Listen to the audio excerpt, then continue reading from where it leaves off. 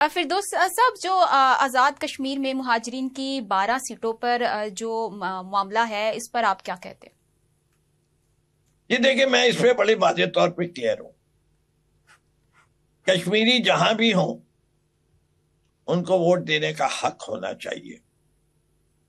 سیٹوں کی ڈویژن ایسے ہوتی ہے، ان کو شکایت یہ نہیں ہے کہ یہ سیٹیں کیوں ہیں، انہیں یہ ہے کہ یہ 12 سیٹیں جو ہیں یہ مینیپولیٹ کی جاتی ہیں، اس کی ووٹنگ کو مینیپولیٹ کیا جاتا ہے. اور صرف یہ نہیں کیا جاتا، آپ وہ مثال دیتے ہیں کہ کشمیر کی کابینہ میں دیکھ لیجئے تو زیادہ وزراء کس سیٹوں پہ سے آتے ہیں؟ ان 12 سیٹوں پہ سے آتے ہیں. کیوں؟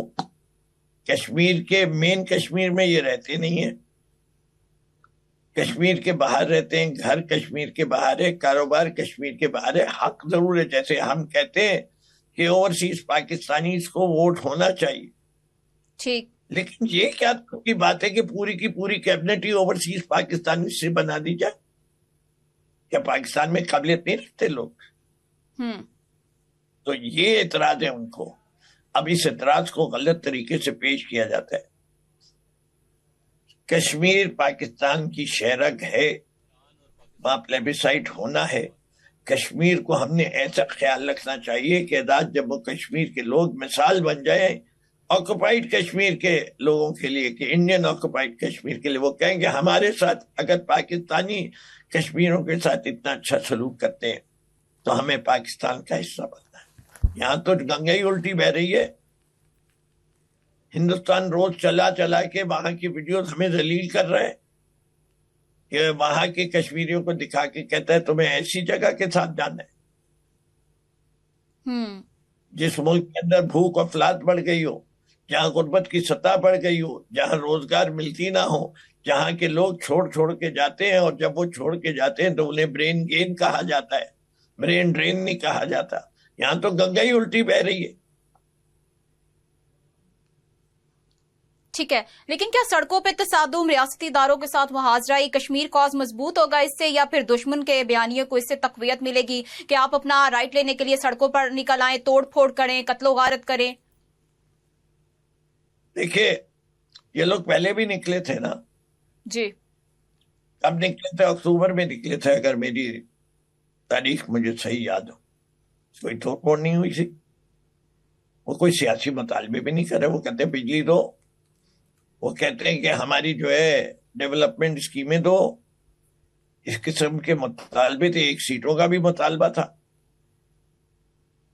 بات یہ ہے کہ ایسی نوبت آئی کیوں؟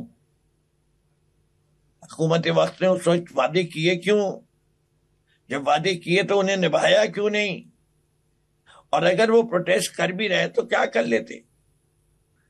جو توڑ پھوڑ کرتا، جو آگ لگاتا، اس کے اوپر ایکشن لیتے نا. آپ گولی چلائیں گے تو کیا ہوگا؟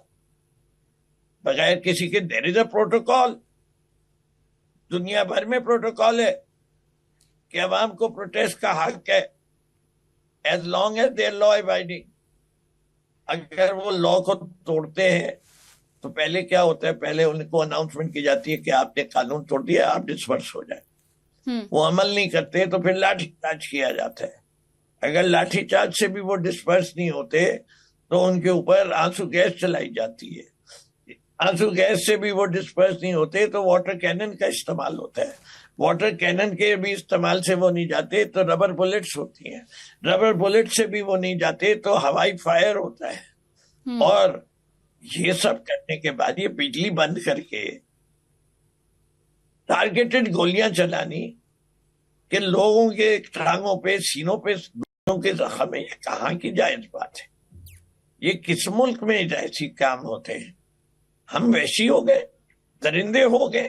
ہمیں انسان کی زندگی کی کوئی قیمت نہیں ہے. ہمیں اپنے معاشرے کو مہذب کرنا ہے، چاہے وہ ہم ہوں، چاہے کوئی بھی حکومت میں ہو. اگر ہم یہ بنیادی اصولوں کی خلاف ورزی کریں گے تو ملک رہنے کے قابل نہیں رہے گا.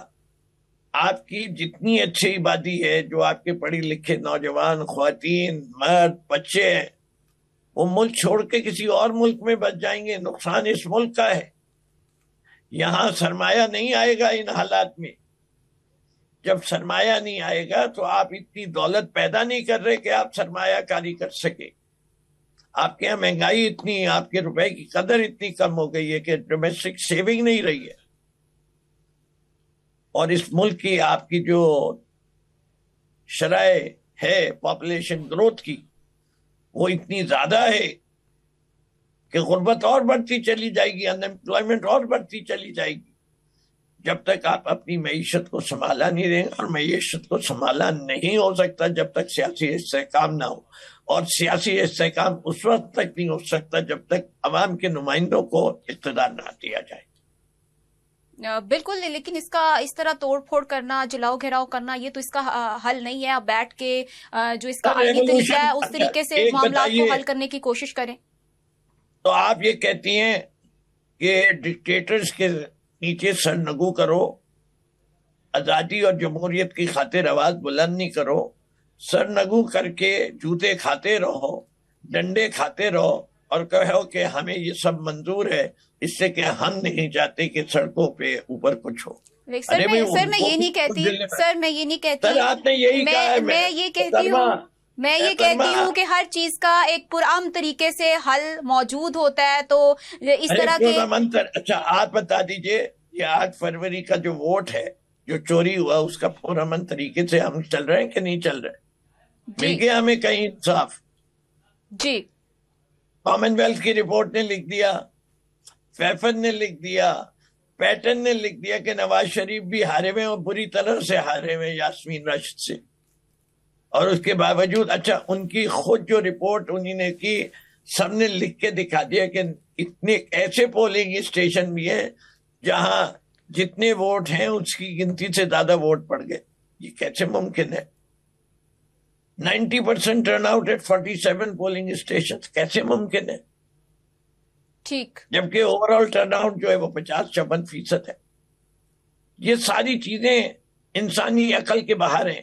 ابھی میں نے آپ کو مثال دی, ایک نے معافی مانگ لی تو وہ جہانگیر ترین بن گئے, آئی پی پی بن گئی, ان کو جناب علی وزیر بھی بنا دیا گیا, آج ان کی پارٹی بھی موجود ہے, اور جس نے نہیں سرنگو کیا وہ جیل میں. یہ ہے انصاف؟ کیا وہ حصہ نہیں تھے؟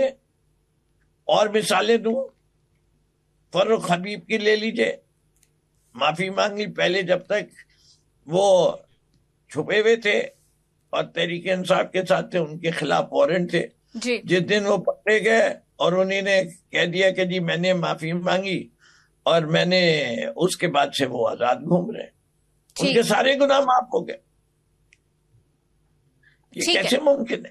ٹھیک ہے فردوس صاحب, بہت شکریہ آپ کے ٹائم کا. یہاں بریک کا ٹائم ہوا ہے, بریک کے بعد واپس آتے ہیں. ٹیک اے شارٹ بریک.